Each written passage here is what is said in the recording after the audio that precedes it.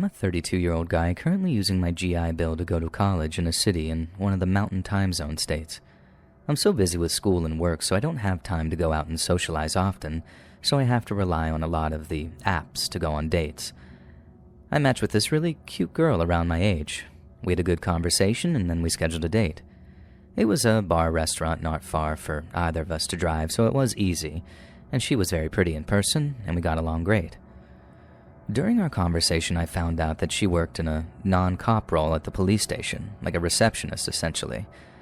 And I also learned that she had a roommate, whom she said was out of town for the holidays. She added that she hated being alone because she had a crazy ex-boyfriend who stalked her. I was a little uneasy at that and told her as much, and she said that he's harmless, so I kinda let it go. We had a few drinks and were there about another hour, and at her suggestion, she said that we go back to her place. And I wasn't going to argue. She was hot. She then insisted on driving. I told her I was fine, and she said no, that I had been drinking, and she saw too many DUIs at her job. I got what she was saying, but I only had 2 gin and tonics and was fine, and again, she insisted. And I thought it was weird, but I didn't care. We went to her house, and she walked up and just opened the door. She didn't unlock it. It was already open, which I found very odd because she said that she had a stalker and that her roommate was gone. She started feeding her cat, and as she was doing that, I saw a bowl of cereal on the kitchen counter. I touched it, and it was still cold, like it hadn't been there for a while. The cereal wasn't soggy either, and I asked her whose it was, and she hesitated and said she ate it as a snack before heading to the bar. It just didn't make sense, and before you could say anything, she just kissed me and put her arms around me seductively and said for me to take her to her room. Again, she was very beautiful, and I just quit caring about that cereal. We started fooling around, and I went to close the curtains, and she told me to leave them open. A few minutes later, maybe 5, we were in bed, and my back was to the window, and she let out a huge gasp, a scared gasp. Her eyes were at the window, and I turned around and saw someone in a hoodie, and they took off. I heard the steps running on her back deck. I immediately jumped up and ran to make sure that her doors were locked, and of course the front door wasn't.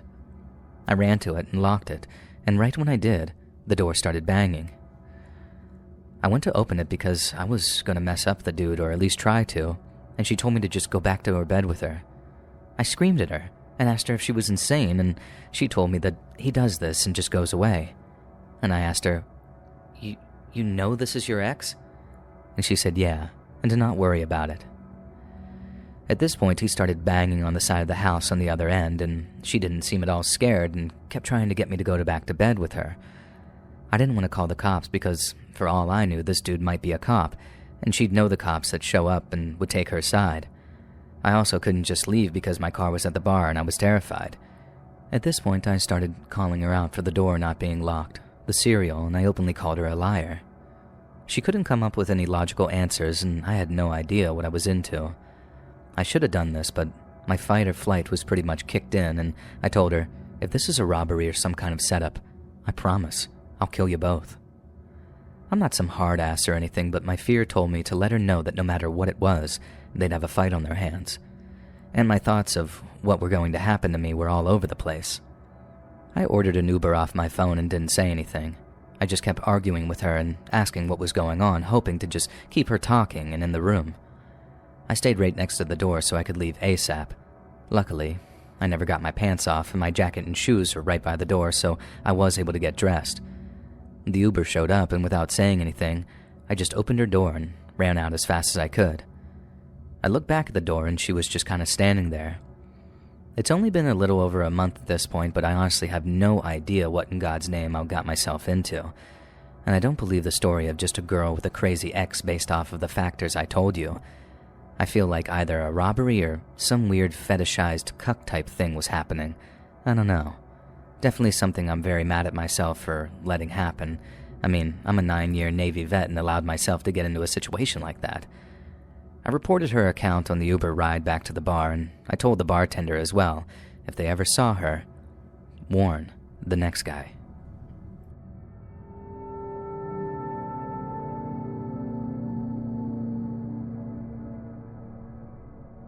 I've been a listener for years now and enjoy binging episodes while I draw.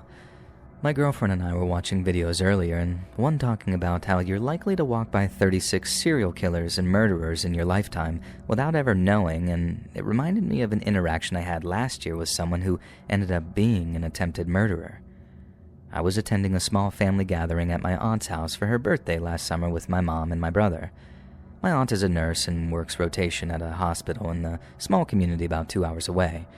And during her few days off back at home, she invited family over for dinner and cake to celebrate and spend time together.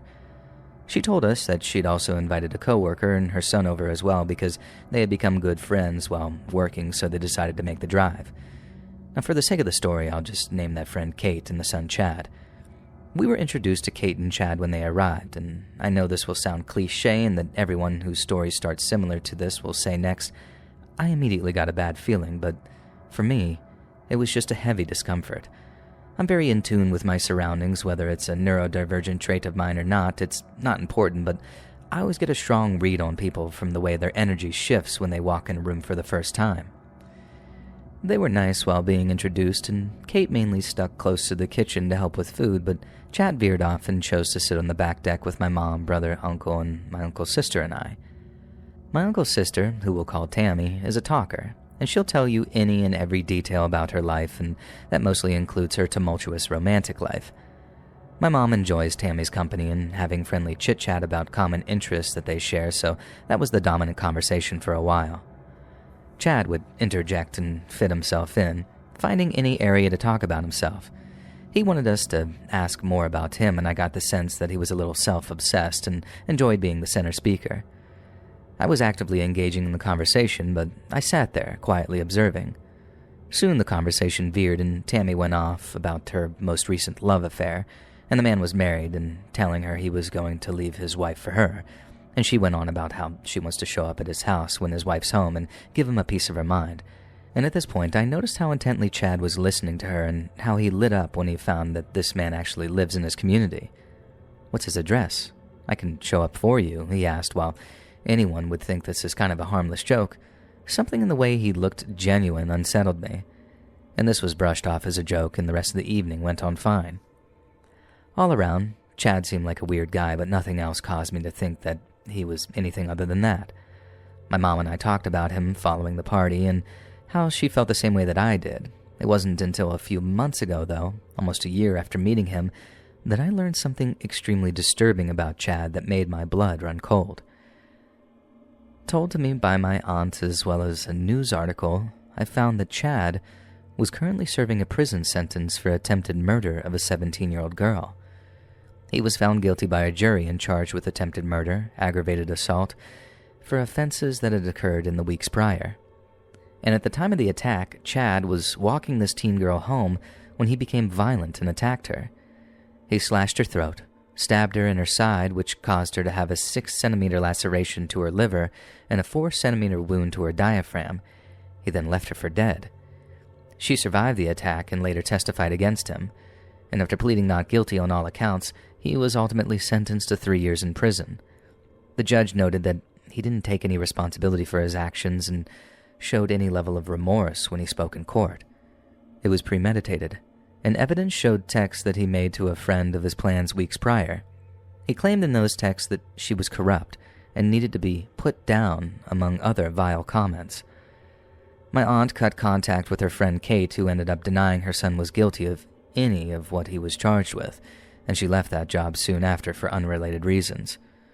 What makes this all the more disturbing is that this attack happened 2 years prior to my aunt's party, meaning I sat across from someone who actively tried to take the life of a teenage girl in such a vicious and brutal way. He wasn't going to do it. He had already done it, and it just hadn't gone to trial yet.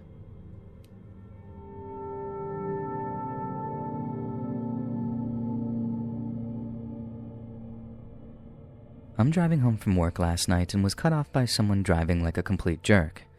I live in the United States where driving on the right-hand side is the custom and the left-hand lane on a multiple-lane road is used for faster traffic. I was in the left-hand lane of the 2-lane road when a sedan makes a right-hand turn at an intersection, but instead of turning into the right lane that is otherwise unoccupied, this person pulls out in front of me. I try to avoid them and maintain my speed by moving into the right lane to pass, but they again cut me off. At this point, I'm quite annoyed and flash my high beams briefly at them. I move back over into the left-hand lane and pass them. No sooner do I do this, but this person is now tailgating me. I make my way to the intersection that I need to turn at and start in the left-hand lane, eventually moving over to the right and making my right-hand turn. Suddenly, the car moves from the middle lane, where one would continue straight through the intersection, to follow me making a right turn. I'm in the left lane again after turning, and they're still right behind me. There's a red light ahead, and I stop, but not before moving to the right lane at the last minute to try and lose the person who I realize is now following me. There's a bank and a bar on my right, and I suddenly change course to go through the parking lot instead of back to my apartment about a block down the street. I'm weaving through the empty parking lot, and this person is still right behind me, at which point I realize, crap, I'm going to have to lose this guy before I go home. I reach for my knife in my pocket just in case as well, but I don't have it. I realize that it's in another pocket of some clothes in my laundry basket. This guy is right on my tail, and I try to maneuver through the parking lot as quick as I can to lose them. I'm about to turn left to head back toward my apartment or through downtown to lose this guy when I hear a loud pop and think they've just thrown something at my car. No sooner do I realize this when I see a large, nearly perfect circular hole in the front windshield of my car. This person is behind me, and immediately I pick up my phone, hold the button for the automated assistant, and yell, "Call 911." The person behind me has put a bullet hole through my car. I speed past my apartment while on the phone with the dispatcher and into the parking lot of another bank where there are plenty of security cameras. I realize there's a hole in the passenger seat as well, and within minutes, 2 police cars arrive and I get out of the car with my hands up to show them I'm unarmed. When I'm able to look at my car again, I see a bullet hole in the trunk that goes through the back seat, grazes the top left shoulder of the passenger seat in the front, and comes out my windshield. There's broken glass fragments everywhere on the dashboard. 6 inches to the left and the bullet would have gone through my shoulder. 6 more, and any higher, and I wouldn't be typing the story out.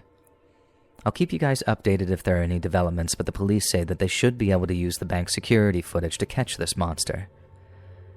Update. The day after this event, a Thursday, I received a call from an investigator who was assigned to my case. He told me, "I want to try to recover the bullet."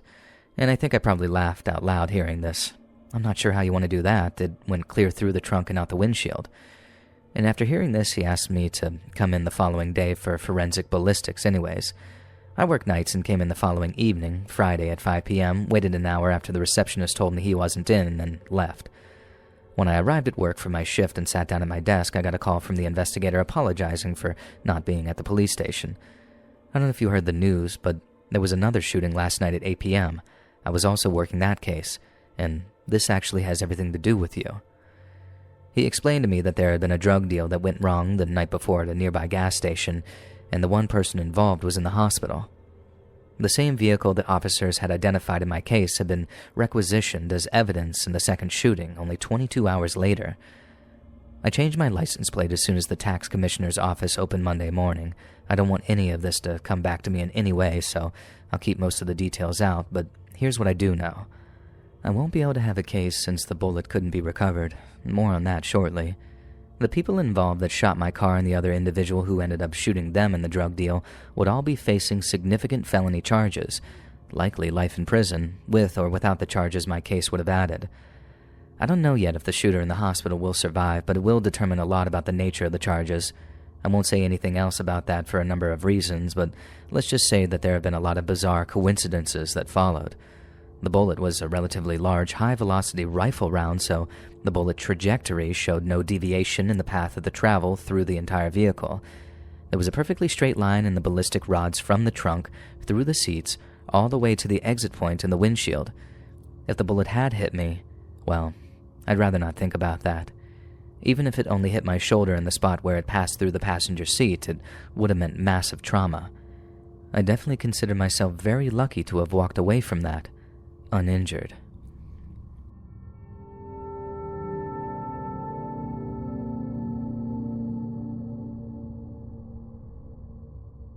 About 2 weeks ago, I booked an Airbnb in another country. I was going there for a concert. The room was cheap, so I knew that I wasn't going to stay in a 5-star hotel, but it was only for one night, so I didn't mind as long as I had a bed. And to start off, it already wasn't a great trip because my data roaming apparently didn't work in that country at all. I logged into a cafe Wi-Fi and planned my route in advance as best I could, and I managed to be at the house in time and rang the only bell and waited. Nobody came out. I repeatedly rang and waited 5 minutes, and I noticed the door had a slot for mail and looked through it. And I was shocked to see an entrance that looked like an abandoned barn. A super dusty couch right in front of the door, pieces of furniture covered in cloth, very dirty and extremely old, and I usually love old houses, but that just did not look like a house that was in use or prepared for guests at all. I wondered if I was at the wrong house and what to do now. As a super old, unwashed-looking guy walked towards the door from the street, I asked him if he knew where the Airbnb was, and he mumbled something which I interpreted as positive, so I asked him if he was Tim, my host, and he said yes and opened the door for me. Well, I already described the entrance. The centerpiece was definitely the super old creaky staircase that led to the upper part of the house, and I followed him upstairs. He was heaving and coughing and stinking of cigarettes, which wasn't exactly pleasant, but fine, I guess. And the second floor was also abandoned-looking, super dark, with clustered furniture hung with cloth and randomly thrown together in a super creepy curtain that I couldn't catch a glimpse behind. Another stair up, and we were in my hallway, which is honestly the worst one. Cracks in the wall, old rural paintings and crosses hung up next to them. It seriously looked like the set of a horror movie. I usually don't have a problem with decor like that. I'm a goth, so anything darkly inclined is my jam. But everything looked so badly taken care of, so I got major creepo vibes from this house. He showed me to the bathroom, which had a huge hole missing in the bathtub tiling in the wall, and everything looked super dirty. He showed me to the bedroom, which was honestly okay, and there was just a lot of creepy dolls on the shelves that just completely threw me off, but the bed seemed fine. I asked him if they had Wi-Fi, and he said no, which sucks. And I really hoped that they would have that because that meant that I would have no way to communicate in there. And I also asked him when the checkout was the next day, and he said it doesn't matter, whatever that meant. He then dragged himself up to the 4th story, which was in complete pitch-black darkness, by the way, so that obviously gave me weird vibes too. I definitely didn't want to get in the shower, so I just quickly changed and charged my phone. When I went to the bathroom, I realized that I didn't even notice the creepiest part. There were no locks at all. Not for the bathroom, not for the toilet, and not for my room, which freaked me out, and I also noticed that there were so many half-used items that someone, looked like guests before me, had left there, like shower gels and toothbrushes and toothpaste. A random lash curler just lay abandoned on the shelf, not sort of like a here you go for your use in case you forget yours way, but it just looked like someone left it and nobody bothered to clean it away. I already made up my mind that I would definitely not be staying the night in this house. My mind was just kind of spinning with different scenarios. What if all of these products were left by people before me? And why did nobody leave horrendous reviews because they all got murdered? I was super spooked and seriously debated if I should take all my stuff to the concert because it did not feel safe in the slightest. But my back was really hurting from my heavy backpack, so I just took my essentials and left the room as soon as I could. Not without sliding a folded paper under the door, so I'd see if someone tried to open it in my absence. When I was coming down the stairs, I heard someone turning a key in the front door. I was a bit confused, but in the advertisement it said that a couple lived there, so I expected to see a sort of wife or girlfriend of the guy I'd already met. Instead, a middle-aged man enters and says, "Hi, I'm Tim." All I could think of is, then who is that other guy? And I was pooping myself inside, but I had brief small talk with him and finally left the house. And I was quite shook. Luckily, I made it in time to the venue, and the concert was worth it. And afterwards, I was so tired that I knew that I couldn't stay awake for the whole night, so I checked into a hostel. That was also not perfectly clean, but at least they had Wi-Fi and a proper shower and a door that had a lock. And the next day, I got thrown out at 10 a.m., so I made my way to the rest of my stuff. I don't know why, but I checked the mail slot again and jumped back. The old guy was just snoring on the couch, directly in front of the entrance door. The strangest part about him was that he was now wearing, and I'm not joking when I say this, a Snorlax onesie. You know, like the Pokemon? And even stranger, I saw that he was hooked up to oxygen, some tank which was slightly sprawled out across the floor, the line leading up to his nose. And I had to sneak past him to get my stuff.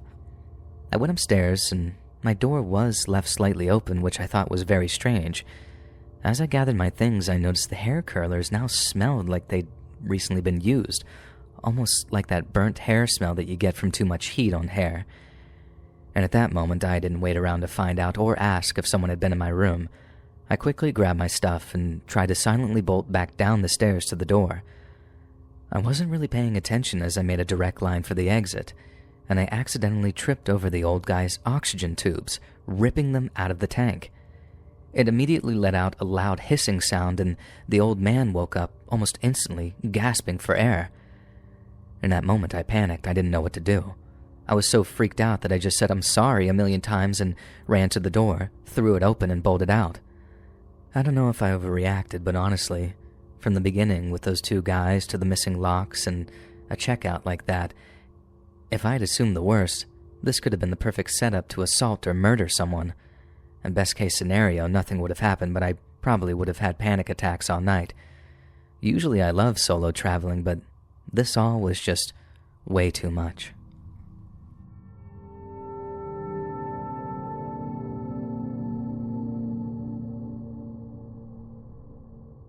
I'm not sure if this is going to be interesting of a story since it happened at such a young age that the story had to be relayed on to me through family. But when I was around 1 to 2 years old, me and my sister were at her aunt's house. My mom and myself and my sister were outside in the front yard, and she said that she needed to go inside for something and left my sister outside with me. My sister was around 5 to 6 at the time and should have never been put in charge of a baby. Anyway, during this time, she had left and it was just the two of us outside. Apparently, someone had grabbed me, and no one noticed until my mom came back outside and I was nowhere to be seen. They immediately freaked out, and my uncle of the time had drove around the area searching for me. He had a feeling about who he knew it was and was on the verge of breaking into the guy's house because he banged on his door multiple times and was ignored. My aunt must have talked him out of it because they ended up just going back home and called the police. When the cops got there, they drove around and ended up finding me multiple blocks away, just standing outside of the very house my uncle said was the guy. They never made any arrests on the guy, and I don't even think they questioned him. My family says that they think once he heard the sirens coming, he panicked and just left me outside to be found because there was no way a baby that just recently started walking could have wandered that far off on my own.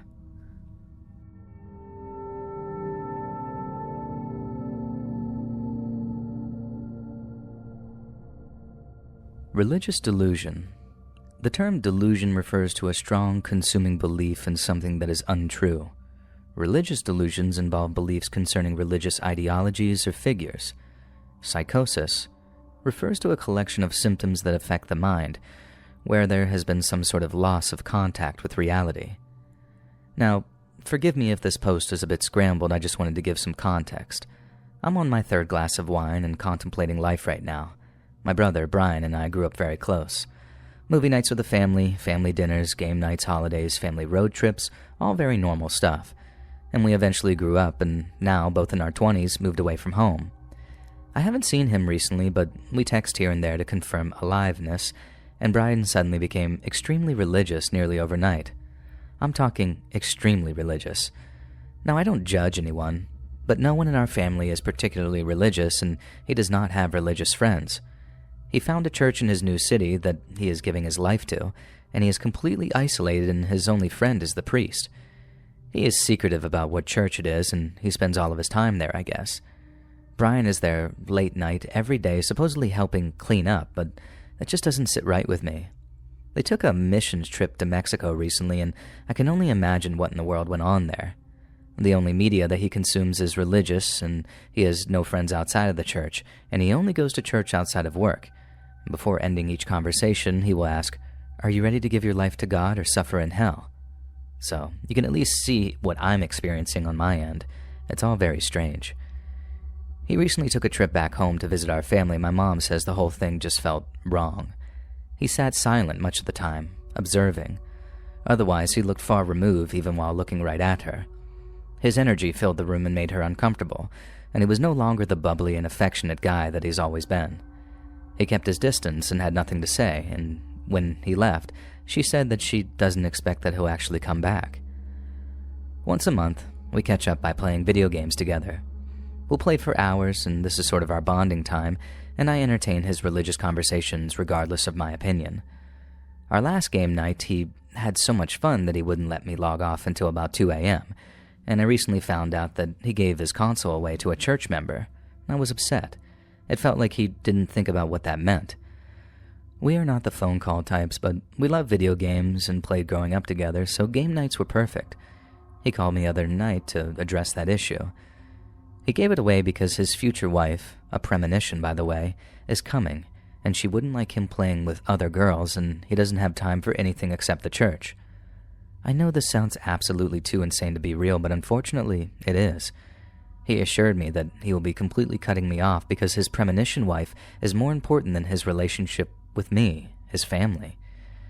He spoke with such clarity that it was terrifying to be so deluded yet so sure of yourself. What type of church influences you to cut off family and friends? Apparently he'll be moving overseas to find his so-called premonition wife soon, and I was shocked.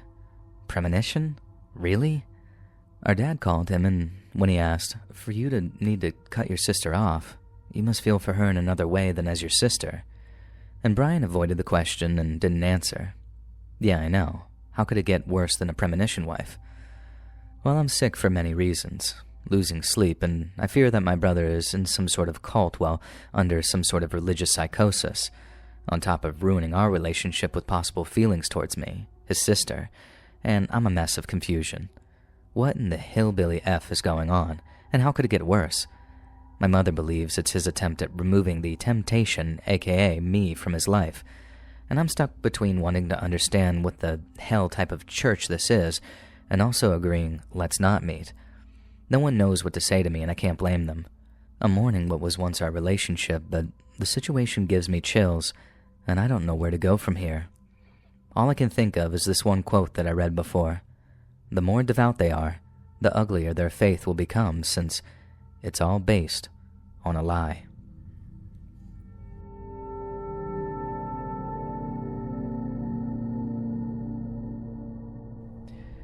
My encounters with this individual, who I'll call Ben, began in November 2024 in school. He was a friend of one of my friends, Tom, and eventually we became part of the same friend group. I've always found Ben a bit creepy, which seemed to be the school population's general view towards him. However, once we began regularly socializing, I began to feel bad for my presumptions. That was until we were added to a WhatsApp group chat, and that was when things started to turn.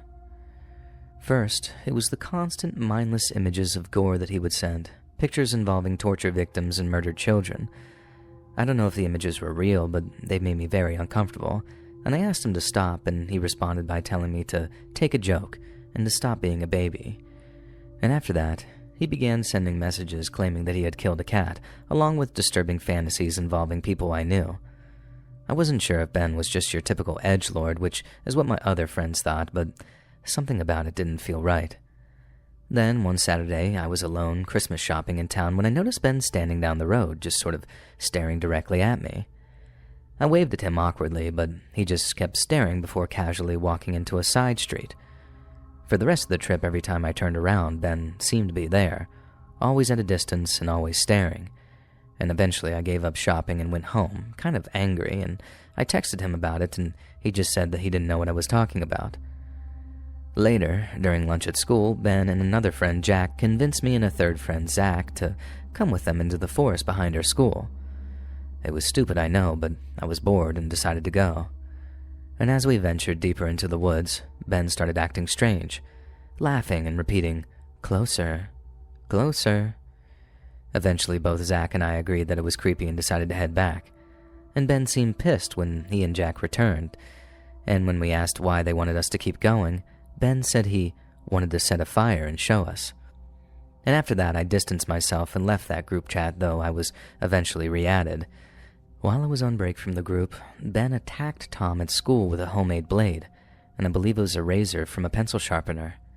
Tom ended up with a wound near his wrist, and Ben was expelled from school, though no legal action was taken. And it's been about a month since then. When I was re-added to the group, I found that Ben had been sending graphic photos of himself doing things to himself and ranting about how he hates his family, blaming them for his misfortunes. I'm genuinely worried. He gives off killer vibes, but maybe I'm just being paranoid, and I often think about that time in the forest and in the town plaza. Anyways, should I be concerned or am I just overreacting? Sometimes I worry that Ben knows where I live and that he's not far away.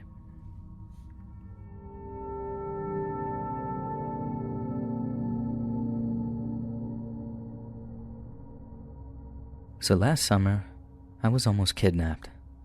I usually walk around my neighborhood, sometimes biking, but mostly on foot, and as I was walking, listening to music, a car pulled up beside me. Since I was near someone's house, I didn't think much of it and assumed it was their house that they were pulling up to. But I was wrong. And just to give you an idea of the difference in the size between me and this guy, I stand at 5 feet, 115 pounds, while he looked to be around 6 foot 3 inches tall, 180 pounds. As he came out of his car, he started a conversation with me, saying something like, "Hey, where you headed?" And I responded with a very short and curt, "Just walking around." He then said, "It's pretty late. You want me to give you a ride home?" I declined, saying, "No thanks, I don't live in this area."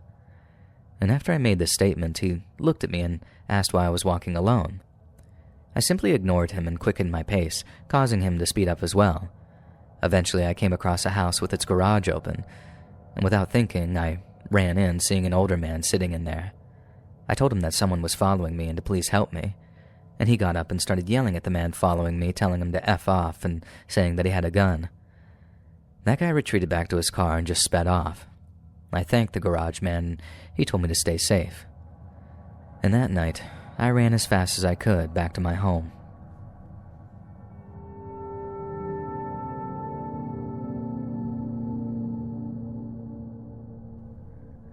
Throughout the story, I would like for all of you to keep in mind that I was 20 years old and very naive. You're going to think that I'm stupid, and I know I was. Probably lucky to be alive, and God do I know that, and I kick myself whenever I think about this to this day. I just wanted to get some other opinions. Maybe I'm wrong about him. So about 20 years ago, I was walking down the road in a not-so-great area. It was summertime, and I was dressed appropriately for the heat, shorts and a tank top. I'm very thin and was downright skinny, and I've gotten mistaken for a lady of the night more times than I care to admit, and this may or may not be important to the story. So anyways, I was walking to pick up my son from daycare, and as I'm going about my way, a truck full of men started to catcall and follow me. They turned around several times to yell at me out of the window, and I was getting nervous about it. I was passing a gas station parking lot, and a man not much older than myself stopped in a nice car and asked if I would like a ride. He didn't seem scary, and he was attractive, so I said okay and got in his car. Sheesh, I wish I could smack myself now. So I get into the car with him, and he asks where I'm going. I tell him it's about a mile straight down the road that I'm on, and he starts going the wrong way and just tells me he needs to turn around, and I pay very little mind to it. He starts to ask me about myself, so I tell him. I was escaping a DV situation and was staying in a woman's shelter nearby. I was telling him how closely my activities were monitored and that I was due to pick up my son any minute. I think this may actually be what saved me. And at some point I noticed that he takes another wrong turn, but I don't know the area at all, so when I point it out, he says that he's taking a shortcut or something, and I just go back to talking like an idiot. Then I get a whiff of something. I know now that the smell was death, decompositional death, and I know this for sure now. I didn't then, though.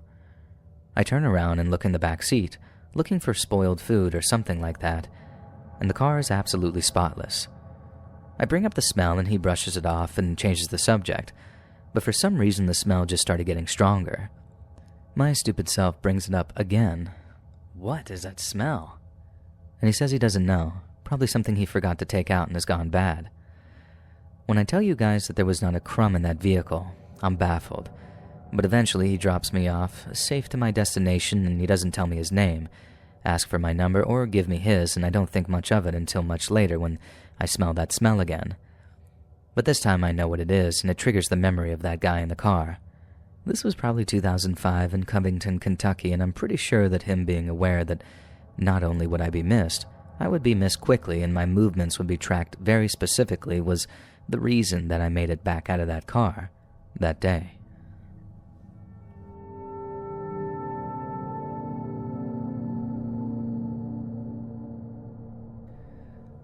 So for context, we live in a 3-family home. My husband and I live on the second-floor apartment, and you would not know where the door is unless you know where the door is. And our stairs are inside a covered porch area, and they're kind of hidden.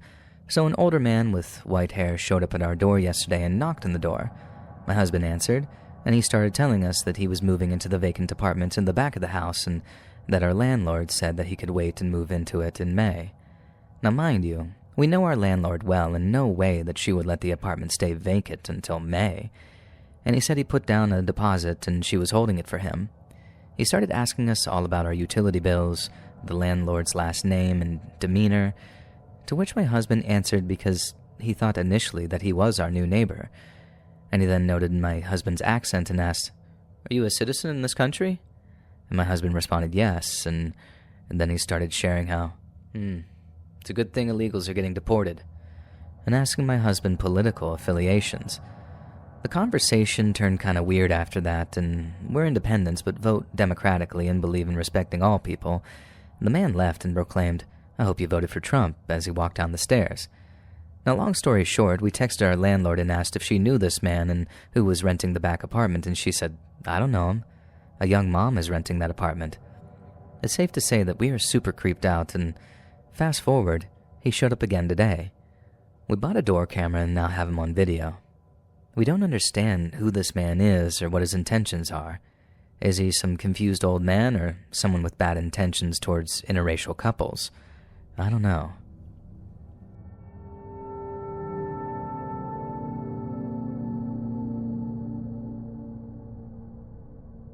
I am aware this happened ages ago, but I am now recollecting my bits and pieces from the event and am thankful to be sane and safe. I'm honestly just airing it out so I can get input and opinions because I don't know what to make of it. And I'll preface this by saying that this happened a while ago, 2019, when I was 16 years old. Hence, I was very naive and gullible. I am aware that it might not be a human trafficking case, but it does seem suspicious regardless. And for context, this happened in a relatively large North American city. It was late December, and a few days before Christmas, I had just finished hanging out with my friends and was using public transit, the subway, to get back home. My friends lived in a different area, so I had to travel back alone in that direction. The subway wagons were mostly empty, it was already dark out, and I recall it being around 8 to 9 p.m., maybe. And I was sitting on an individual seat where the setup was structured in a way that had an other seat perpendicular to my current one, which was empty currently. This one guy, who looked to be relatively young, plopped down on that adjacent seat and greeted me with a smile, instantly. I didn't think too much of it at the time, since in all honesty, I thought he was cute. Physically, he had a middle-part, chestnut hair and was relatively tall and very slim. Nice facial features, too. I don't remember his face in a very detailed manner, but I remember thinking that he was really cute. He was dressed in a sweater and jeans, and didn't look dismantled or overly casual either. And upon sitting down, he greeted me smiling, presented himself, and shared his name. We then started making small talk, and he brought up the fact that he had finished university, which made me ask for his age, and he claimed to be 24, which seemed to match with his appearance. What really creeps me out is that in response, I told him that I was 16 years old, and he didn't even seem slightly fazed by that. Matter of fact, he was smirking and had formed a visible grin, talking about how he missed being young and advising me to stay in school. He proceeded with asking me about what I was doing in the metro, my plans before that, and if I had any plans coming up in the next few hours, to which I stupidly answered no. He then started expressing how his friends had come up with a supposed dare, where he had to bring a random girl over, a complete stranger, to their party or hangout by accosting them randomly, such as this very occasion, I guess. I remember finding it hard to believe, so I insisted on going home about a handful of times, to which he started pleading with me, claiming it would be fun, and if I were to be uncomfortable, he would bring me right back to the subway station. I kept insisting that my mom would get mad, and asked if there was another day where we could do that, but he answered that it was a one-time thing, that it's a very uncommon gathering, that he hasn't seen these friends in a long time, and wouldn't see them after the event, most probably because of a full schedule. And he also kept pushing the fact that he wouldn't be keeping me up for too long. And I eventually gave in. I know, super stupid, and I still can't believe it to this day. And we had to go through a few subway stations and got off in a pretty desolate area which was well known for its drug use and prostitution and poverty. But to be frank, I didn't know that at the time, although it was pretty obvious. The specific neighborhood still has a pretty tarnished reputation to this day. And the guy, Ben was his name, then revealed his real name to be different than the one he initially had given me and was seemingly Slavic. The name he revealed is most likely also fake too, I imagine. And he then started asking me pretty intrusive questions such as, what are your darkest secrets? What's your home life like? What's stressing you out right now? Why did you decide to come along? And he claimed to like getting to know people beyond the surface level, hence why he was being so intrusive all of a sudden. I, in all honesty, was a straight-A student, so I simply told him that studies were my main concern as of now, to which he answered that there had to be more than that. And we had to be about 15 minutes in at this point when a car slowed down next to us and rolled down its windows. A man let out a hey, but was immediately shooed away by Ben. Ben then told me that the man was a supposed John, which I didn't know meant that the driver was essentially a client in that sense. And I started to get wary but still made it to the hangout a few minutes later, which was located in a regular townhouse. It wasn't worn down or anything. I was greeted by maybe 5 to 6 dudes who were seemingly over 25. 2 of them looked above 30 as well, and they all stared me down and immediately asked how old I was, and I told them I was 16.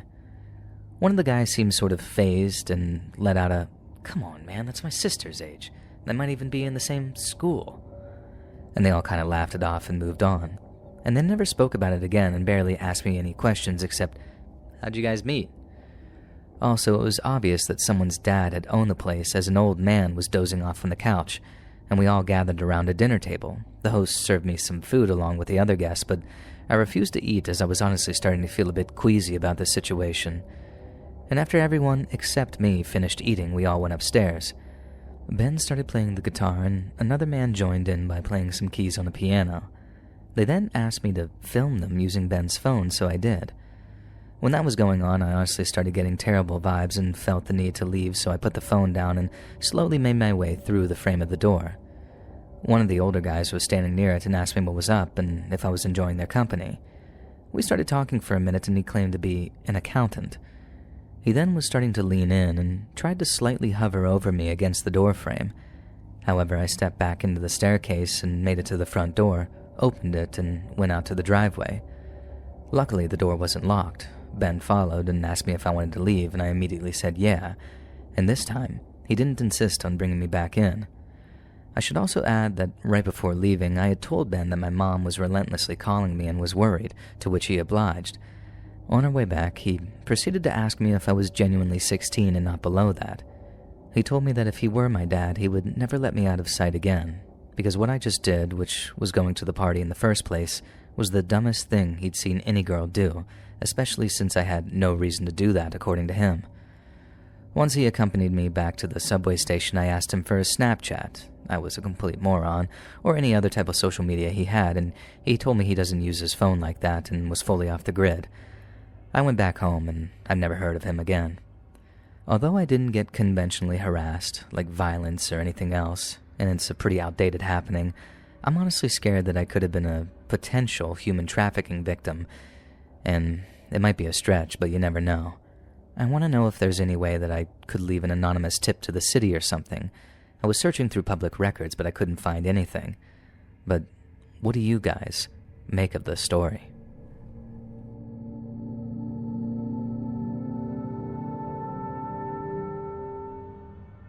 I met them when I was 15. He was 17, and looking back, the signs were all there. It started with small things.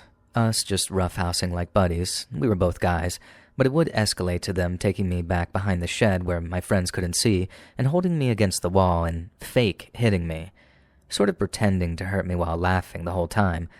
But he did actually hurt me. I would have bruises for weeks. One time, he literally shoved my face into stinging nettles, but my naive 15-year-old self thought it was all good and fun. If only I knew then what I would know now.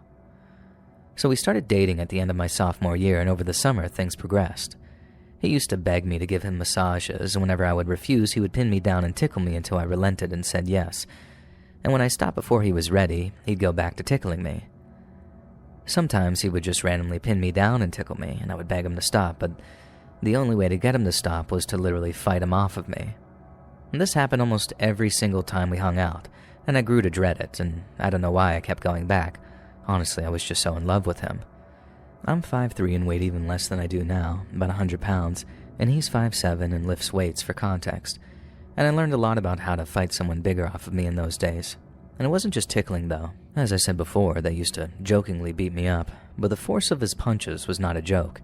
I would have bruises all over my arms and thighs from them punching me, and one time, I got in the front seat of our friend's car when he wanted shotguns, so he proceeded to punch my arm the entire 15-minute drive until I was almost crying because I kept trying to move away and tell them to stop. My friend who was driving did nothing. I don't know why. He was even older than both of us, and I don't know why he thought that was normal. It wasn't just punching me either. I had recently gotten my ear pierced, and he thought it was so funny to smack me upside the head, and once he made me bleed, and when I told him, he just said he hadn't. And I tried to talk to him about this so many times, asking, please, just don't touch my ears. And every time I asked, all he would do was correct my grammar. And this was over text. I was honestly scared to say anything in person. And here's an example of me trying to talk to him from August 2021. Now, we ended up breaking up and just staying friends, and I spent all of my free time at his house like an idiot. Another thing he started doing was always wanting to smoke me up, but never smoking himself. Huge red flag, I know, but at the time, all I was thinking was more weed for me. And I say all of this to explain what our relationship was like and how utterly confusing this all was for me. And to this day, I am still confused why they acted this way. And now, for the part where I think he actually tried to kill me. I was 16 now, he was 19, and the day started off normal. We were just hanging out, and from what I remember, this time period is kind of spotty as a memory for me, and the next thing I remember is him sitting on top of my chest and arms, pinning me down like he would normally do to tickle me. But this time, he had both hands around my neck, choking me. Not in a sensual way, like both hands on my windpipe, and I couldn't breathe and could barely talk. And I kept hitting his hands and arms, trying to pull him off my neck. It wasn't working. I was trying to say that I can't breathe, let go of me, but as I said, I could barely talk. And I remember thinking, am I gonna die? Is he really trying to kill me? And the whole time he was laughing and smiling, and I honestly don't remember how I got him off of me, but I think that I must have used my legs and somehow rolled over. The next day, I almost forgot it even happened, until I realized my neck was sore and bruised when I was at school, and I texted him, "You left bruises on my neck," and all I got in response was, "Oh, sorry." And I wish I could say this was the last time I hung out with him, but it wasn't. I actually forgot that it happened until weeks later when I was talking to a friend and she was horrified, so I decided that I never wanted to see him again and texted him that, and he said, "That's understandable." And that's all I got. I had no idea what he would have done if we kept hanging out or if I was just a little weaker. Honestly, I don't want to think about it. And I'm posting this here because it's not something I can ever really talk about. Being a guy, the response that I've gotten is, "You must have given him the wrong idea. He probably thought that you were just down to wrestle." But now that I'm older, I know what wrestling with your friends is, and it is always a mutually agreed upon thing. Not like that. And I'm still so confused. I'm 19 now and can't imagine treating someone like that. And yeah, our whole friend group at the time called me crazy and said I was overreacting for not wanting to hang out with them anymore, and they essentially cut me out. Hey friends, thanks for listening.